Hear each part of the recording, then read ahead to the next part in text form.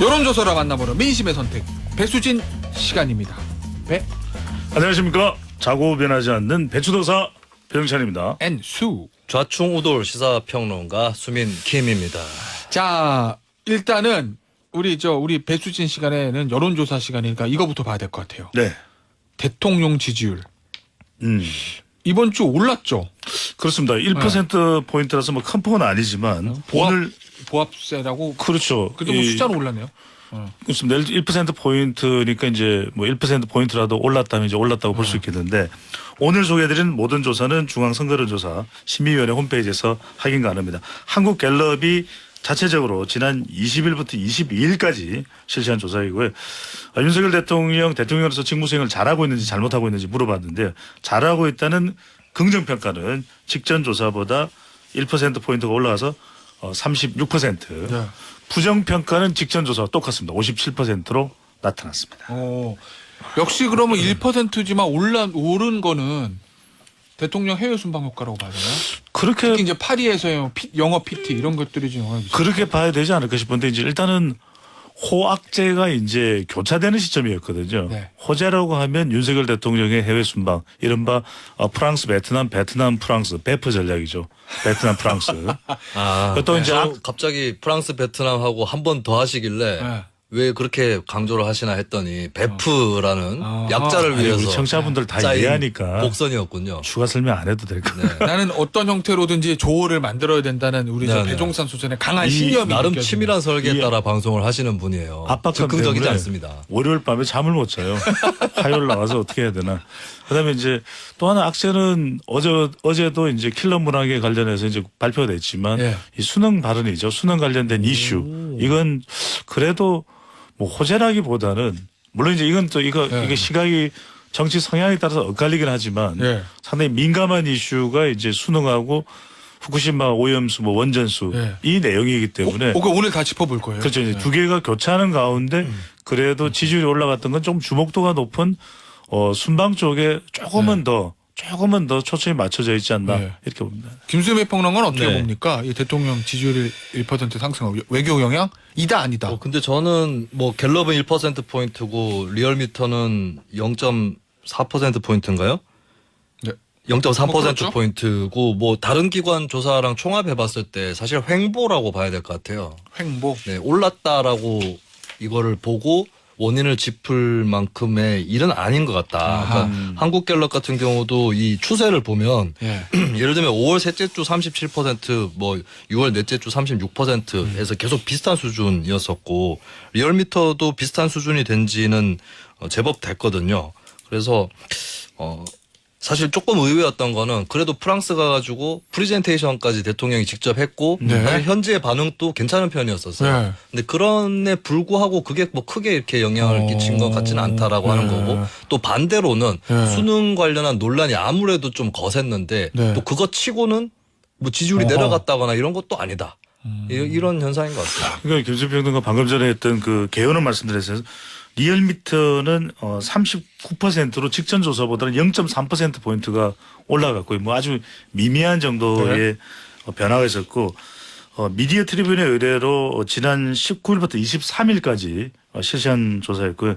부정평가는 57.5%로 나타났는데 그러니까 많이들 궁금한 게 이렇게 초대형 이슈들이 있거든요. 그러니까 뭐 외교는 좀 긍정적으로 본다면 수능은 또 후쿠시마는 부정적으로 볼 수 있는데 대통령 지지율이나 정당 지지율은 아주 큰 변화는 없어요. 추세로 본다면. 그러니까 물론 이제 조사 기간에 따라서 수치가 다른 건 있지만 예. 그러니까 이게 저는 진영 간 대결 구도인 것 같아요. 진영 간 대결 구도로 꽁꽁 똘똘 뭉쳐져 있기 때문에 중간지대에 있는 유권자 외에는 거의 변화가 없는 것 같아요. 알겠습니다. 수능 얘기 좀 해보죠. 앞서 배종찬 소장도 그 얘기 잠깐 했었고 김수미 평론이 했었는데 이 대통령의 수능 발언 이거에 대해서 여론이 어떻게 움직이고 있는지 좀 궁금하지 않습니까? 결과 나온 거 있어요? 그렇습니다. 뭐 수능 관련해서 이제 수능 연장인데 찬반이 좀 첨예한 상황이다. 이제 일단 영향을 받는 사람들은 2030일 텐데 앞서 이제 소개드렸던 한국 갤럽 조사를 보면 2030은 2%포인트씩 또 하락을 했어요. 이거는 대통령 수능 발언을 어떻게 봅니까라는 여론조사가 아니고 앞서 나왔던 대통령 지지율 여론조사에서 그렇죠. 세대별 여론조사 따로 뽑은 거죠? 예. 빅데이터를 먼저 볼까요, 그러면요? 예, 그러시죠. 그럼. 예. 그래도 이제 순방 수능을 같이 볼 수 있는 조사이기 예. 때문에 뭐 호재면 호재, 악재면 악재 이제 이슈가 되는데 빅데이터 내용을 본다면 일단은 순방과 관련해서 먼저 지금 보시는 화면에 보시는 대로 순방이라는 키워드를 넣으면 상당히 주목도가 높아요. 그러니까 지지율의 변화가 있으려면 일단 주목도가 높아야 되고 이게 이제 이해관계 성과로 연결돼야 되는데 일단 주목도는 상당히 높았다. 그다음에 키워드를 보게 되면은 키워드 내용에서 주목도가 높고 또 보면 구체적으로 경제사절단이라든지 뭐 부산도 있고요. 그렇죠. 이제 부산 있고요. 엑스포 관련돼서는 실제 야당에서 더불어민주당에서도 뭐 잘했다는 평가가 있는 거니까 예. 특별히 뭐 논란이 될 만한 이슈가 있었냐면 그런 건 없었어요. 뭐 일각에서는 뭐 프레젠테이션에 윤석열 대통령이 등장한 뭐 시점이 뭐 빨랐느냐 늦었느냐 근데 그건 뭐 아주 큰 이슈는 아닌 것으로 보이고 그 다음에 이제 이 넘어가서 내용을 보면 이제 순방의 키워드를 이제 감성 연관으로 분석하는 거 보면 상당히 좀 뭐 이 좀 훈훈한 내용이에요. 평화, 아주 민감한 잘 내용 그렇죠. 다녀오다 이런 평화 거군요. 그 다음에 이 평화라는 게 이제 엑스포에 가서 했던 이야기도 있겠지만은 베트남 방문해서 이런 전반적인 성격이 평화하고 기대하다 환대받다. 그러니까 특별하게 이 부정적인 내용이 감성 연관에 많지 않았다. 근데 수능을 바로 보시면 자 수능도 이 마찬가지인데 지금 치솟는 언급량이나 이런 언급량을 보면은 순방에 뭐 이상으로 이제 수능이 많았다. 네. 그 다음에 이제 그렇죠. 지금 여러분들이 이게 두께를 보면은 두께나 어우. 높이를 보면 상당히 높습니다. 물론 이것만 보실 건 아니라 실제 건수가 얼마나 되느냐를 비교해서 보시는 게 중요해요. 높이는 건수고 두께는 시간인 거죠. 그렇죠, 그렇죠. 그러니까 이제 두께라는 거는 이제 어느 날짜만큼 이제 진행이 됐느냐. 높이는 실제 언급되는 그 양 자체니까 건수니까 그만큼 수능에 대한 관심사가 높았다. 자, 연관을 보시면 이제 감성 연관을 보면 자, 이게 문제입니다. 이제 수능에 대해서는 뭐 논리적이다, 상위권의 변별력, 뭐 논리적인 접근이 필요하다, 뭐 등등등이 나오는데 혼란이에요. 부정적으로 보면. 네. 그 다음에 어렵다. 이게 여러 가지로 이제 문제 해결하는데 어렵다. 그러니까 대체로 어떤 평가의 구체적인 내용이 나오기보다는 혼선 쪽에 많이 이제 집중되는 그런 내용으로 볼 수 있는 게 이게 이제 사실은 이주호 교육부 장관도 그렇고 대통령이 부담이 되는 부분이죠. 지금 라디오를 들으시는 분을 네. 위해서 제가 좀 설명을 해드리면 앞서 저 그래프 저희가 설명할 때 높이하고 두께 말씀드린 거는 그래프가 높이도 높고 두께도 넓다. 두께가 넓다라는 거는 장시간 동안 관심을 가졌다는 네. 얘기고 높이가 높다라는 거는 언급량이 많았다. 그렇죠. 그 얘기는 결국 이 수능 관련해서 저 우리 청취자분들이나 시민들이 오랜 기간 동안 많은 관심을 가지고 있다. 네. 이렇게 그래프가 보여준다라고 정리하시면 될 것 같고요. 빅데이터라서 제가 짧게만 네. 좀 추가 설명드리면 방금 전에 제가 이제 수능 연관과 관련해서 이제 감성 연관에 관해서 논리적이라는 말씀을 드렸는데 이건 트위터상에서 나오는 내용이 연결된 걸로 네. 이제 논리적이라는 것이 이제 긍정적으로 되지만 사실 긍정적인 내용은 아니에요. 논리적으로 납득하기 어렵다. 이런 반응들이 많이 나와서 논리적이고 중립적인 이제 색깔로 칠해져 있었던 소리 나지 않다는 수능날 비행기 소리도 안 나게 하는 나라. 그만큼 수능 시험에 대해서는 굉장히 예민하게 반응할 수밖에 그렇죠. 없는 우리 정서를 설명해 주는 거죠. 알겠습니다. 이렇게 살펴보니까 올해 11월에 또 고비가 다가오겠네요. 무슨 거? 두 가지입니다. 첫 번째는 수능이 11월에 있고 예. 부산 엑스포 그 개최지로 부산이 결정되는지 여부도 11월에 결정이 납니다. 그러네요. 네. 그러니까 수능 실제로 난이도가 어떻게 되고 거기에 따라서 네. 수험생들의 반응이 어떻게 갈리느냐에 따라서 대통령의 지지율이 또 한번 출렁일 수도 있다. 네, 그 몇 단계에 걸쳐서 찾아올 거예요. 왜냐하면 9월 모의 평가가 일단 있을 거고요. 네. 그럼 달라진 출제 경향이 어떻게 나타나는지 이게 그렇겠죠. 나타날 거고, 그 다음 수능 11월이 있고, 예. 그리고 사실 킬러 문항이 없어진다고 했을 때 자칫 이게 난이도가 떨어지게 되면 사실 물수능 얘기 나오니까. 예, 또. 과목별 만점자가 속출을 해서 사실 정시보다도 오히려 수시는 과목별 등급이 중요하지 않습니까? 그렇죠. 그래서 자칫하면 예를 들어서 과목별 만점자가 11%를 넘는다. 그러면 한 문제만 틀려도 3등급이에요. 네. 그러면 이제 큰일 나는 것이고. 근데 거기에 비해서는 그래도 변별력을 보완하는 데 성공했다라고 했을 때는 이제 수시 모집에서도 큰 탈은 없을 거기 때문에 거기에 이제 몇 단계에 걸쳐서 내년 총선에 임박하기 전까지 계속 나타날 수 있겠습니다. 일단은 지금 정부는 네. 사교육 카르텔이란 거, 사교육 이권 카르텔 이 개념을 설정하고 좀 강공책으로 나갈 것 같은데 그렇죠. 이거는 어떻게 봅니까? 득이 될까요? 실이 될까요? 정리를 해보면 윤석열 대통령의 이제 3대 개혁 중에서 노동개혁이 있었잖아요. 예. 노동개혁도 타겟이 분명합니다. 노조예요.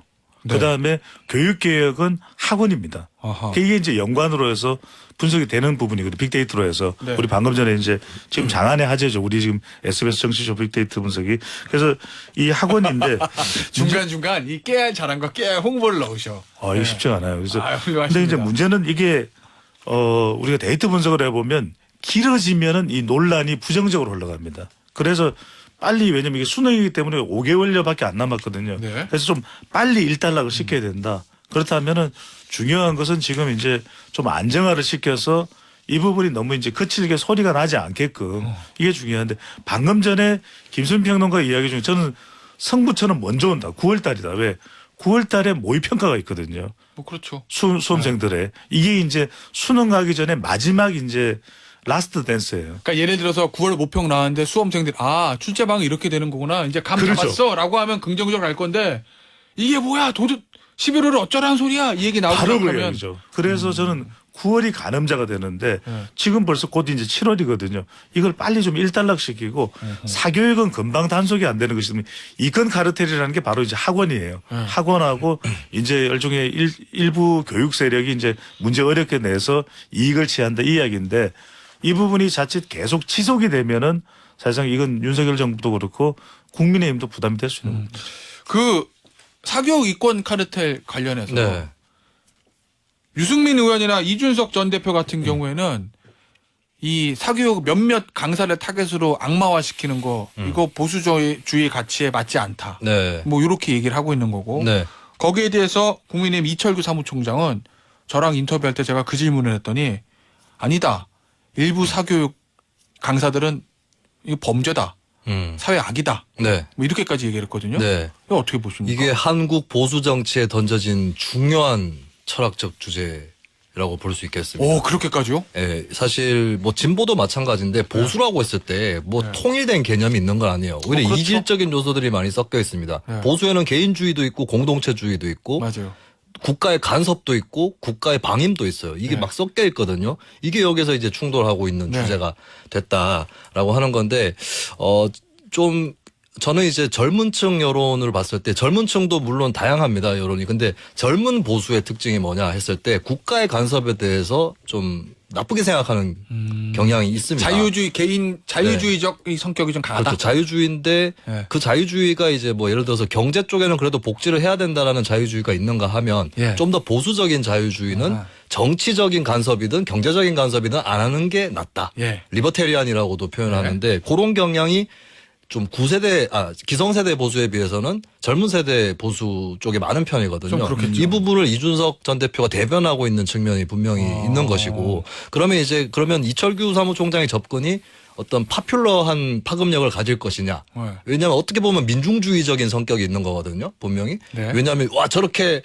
저 정도 일을 가지고 저렇게 많은 수익을 벌다니라고 하는 그 정서를 건드리고 있는 건데 근데 여기서 제기될 수 있는 건 이건 같아요. 그러면 다른 분야에 네. 저렇게 고액을 버는 사람에 대해서도 똑같은 잣대를 들이댔었는가?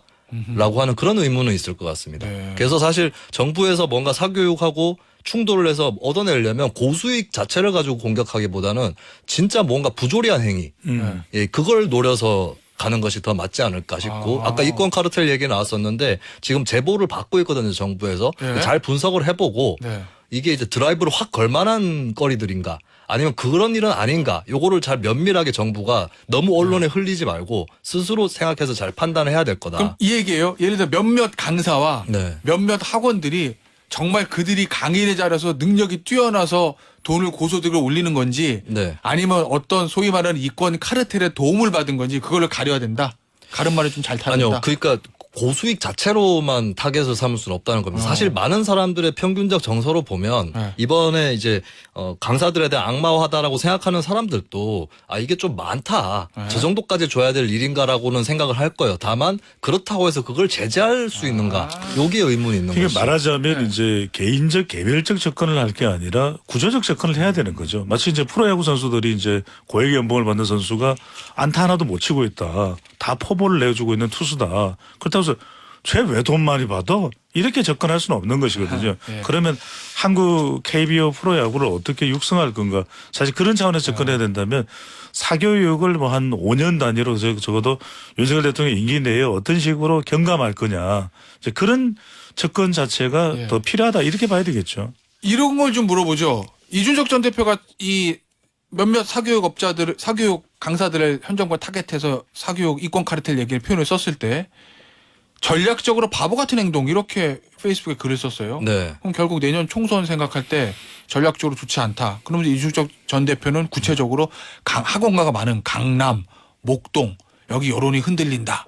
저 국민의 무세지역이 아니라 경합지역으로 됐다. 뭐 이렇게까지 표현을 했거든요. 네. 어떻게 보십니까? 내년 총선 생각할 때 전략적으로 접근하면 아주 네. 정치 공학적으로만 접근하면 근데 이철규 총장 접근도 네. 정치 공학적으로 접근했을 때 꼭 마이너스라고 보기는 어려울 것 같아요. 그러니까 오. 우리도 나름 평등을 생각하는 집단이다. 예. 뭐 이런 걸 또 어필하는 한편의 효과도 있는 것이고. 네. 예, 그러니까 아까도 말씀드렸지만 보수라고 스스로 생각하는 시민들도 이질적인 구성을 갖고 있거든요. 네. 그걸 봤을 때는 이제 그냥 득표 공학으로만 봤을 때 어느 쪽이 더 이득이다. 이렇게 간단하게 좀 말하기는 어렵지 않을까 싶습니다. 전 짧게 말씀드리면은 데이터상으로는 이제 보수층을 결집하는 데는 뭐 시도해 볼 만한 그런 전략일 수도 있을 수 있을 것 같아요. 이권 카르텔. 예, 평가는 이제 다를 수 있겠지만 그런 이유는 대통령의 긍정평가 이후로도 교육이 떠올랐거든요. 근데 문제는 뭐냐면 9월과 11월이에요.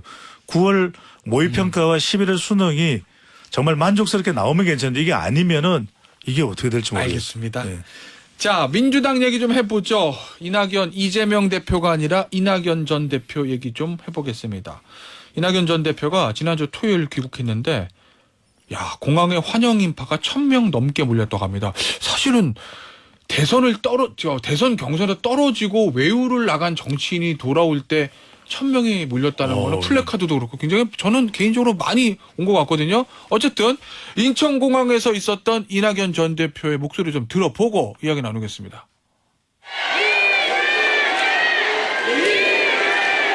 지금 대한민국은 나라가 국민을 걱정하는 것이 아니라 국민이 나라를 걱정하는 지경이 됐습니다. 대한민국이 이 지경이 된 데는 저의 책임도 있다는 것 잘 압니다. 저의 못다한 책임을 다하겠습니다. 저는 정말 두 가지 느꼈는데 하나는 네. 앞서도 말씀드렸듯이 대선 경선 떨어지고 미국 간 정치인이 속된 말로 보면 어떻게 보면 지나간 정치인일 수도 있거든요. 그렇죠. 근데 돌아왔는데 저 환영 인파가 왔다는 거 하나랑 그렇죠. 그리고 이낙연 전 대표가 평소에 뭐 엄중낙연 굴릴 정도로 말이 좀 톤이 좀 낮고 이런데 저렇게 강한 톤의 목소리하고 톤은 제가 대선 경선 때 대중전설 할 때 말고는 거의 처음 들어본 것 같아가지고. 저는 사실 네. 내용하고 연설 톤이 미스매치라고 보여져요. 아, 미스매치요? 예, 어떤 사실 점에서? 내용은 자아성찰적인 내용이거든요. 저희 책임? 예. 근데 제가 이낙연 전 대표라면 이렇게 연설했을 것 같아요. 저의 책임도 있다는 것을 잘 압니다. 예, 평소의 목소리로. 이게 무거운 얘기입니다. 책임 얘기하는 예, 거예요. 근데 너무 이렇게 좀 포효를 하고 계시고, 네. 그 다음에 워딩이 대한민국이 이 지경이 된 데에는, 네. 그러니까 바로 해석이 나오는 게 타정치인에 대한 공격이다. 예. 윤석열 대통령 1번, 예. 2번 이재명 대표. 예. 뭐 2번에 대해서는 이견도 있습니다. 네. 바로 그렇게 읽혀버리잖아요. 그럼 워딩도 사실은 대한민국이 이 지경이 된 데는 이렇게 표현하기보다는 국민 여러분들이 많은 국민들이 정치에 이렇게 눈살을 찌푸리게 된 데는 뭐 이런 식으로 표현을 한다든지. 근데 이 지경이 된다라고 했을 때는 성찰인 것 같은데 돌려가기 하는 듯한 느낌의 근데 그것도 자아성찰인데 포효를 하고 네. 이게 조금 미스매치가 아닌가 저는 그렇게 저는 봐요. 좀 다른 생각인데 네. 아마 그 이낙연 전 대표가 우리 방송 지금 듣고 있다면 이렇게 해서 김수민 평론가는 너무합니다. 이렇게 했을 것 같아요. 오 비슷해요. 그러니까요. 난리예요. 근데 저는 또 1000명이 나왔다는 게 여론조사를 할 때 대체로 1000명 조사를 하거든요. 네. 저는 이 이낙연 대표의 기국이 상당히 의미심장하다. 전 대표 기국이 저는 대선 출정식이에요. 이 톤을 차기 대선에. 보면 평소에는 톤은 그렇죠. 평소에는 이낙연 전 대표의 톤이 미파였어요. 미파, 도레미파, 미파였는데 지금 솔라 내지 시도까지 올라갔어요. 들으면 알아요? 절대음감이에요. 절대음감. 음계중이 어딘지?